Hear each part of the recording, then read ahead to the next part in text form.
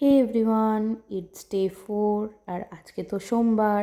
তো সকাল সকাল ঘুম থেকে উঠে প্রত্যেক দিনকারের মতো আমি বিছানাটা ভালো করে গুছিয়ে ঝেড়ে নিলাম। তারপর তো গরম জল খেয়ে নিলাম 1 গ্লাস। তারপর দেখলাম ভাই ক্লাস করছিল। আজকে যেহেতু ভোটের রেজাল্ট, তো ওর স্কুলও খোলা ছিল না, অনলাইনে ক্লাস করছিল। তারপর ব্রেকফাস্টে খেয়ে নিলাম ছাতুর শরবত। ছাতুর শরবতটা খেয়েই বসে পড়লাম ক্লাসে। আজকে ছিল অনলাইন ক্লাস। সো প্রথমেই হয়েছে ওয়েসের ক্লাস, তারপর ছিল ব্রেকে আমি জল টল ভরে নিয়ে তারপর গিয়েছিলাম স্নানে। তো স্নান টান সেরে এসে লাঞ্চ করার সময় পাইনি, তারপরে বসেছিলাম জাভার ক্লাস করতে।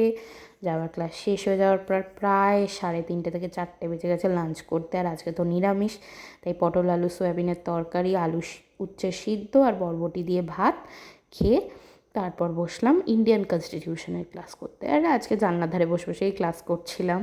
তো তারপর দেখলাম বেশ ঝোড়ো হাওয়া শুরু হয়েছে আর এত ভাল লাগছিল। তো এই ঝোড়ো হাওয়াটা বাড়ছিল বলে আবার ছাদেও গেলাম। ছাদে গিয়ে কিছুক্ষণ হাঁটলাম, গান শুনছিলাম। আর এই ওয়েদারটা যে আমার কী ভালো লাগে কী বলবো।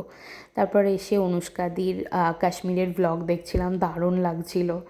তো তারপর তো পড়াশুনো করলাম কিছুক্ষণ, করে নিয়ে রাত্রে ভাবলাম আজকে যেহেতু বৃষ্টি পড়েছে তো খিচুড়ি বানাই। তো সব সবজি টবজি কেটে সুন্দর করে সব্বার জন্য খিচুড়ি বানালাম। বেশ ভালোই লাগছে দেখতে খিচুড়িটা। তো তারপর তো ছদ্দিয়া এসেছিলো, ছদ্দিয়ার সাথে গল্প করছিলাম আর একটু গানও শুনে নিচ্ছিলাম। আর এগ ভিলেন রিটার্নসের গান শুনছিলাম। তো তারপর 10টার সময় খিচুড়ি দিয়ে ডিনারটাও শেষ করলাম।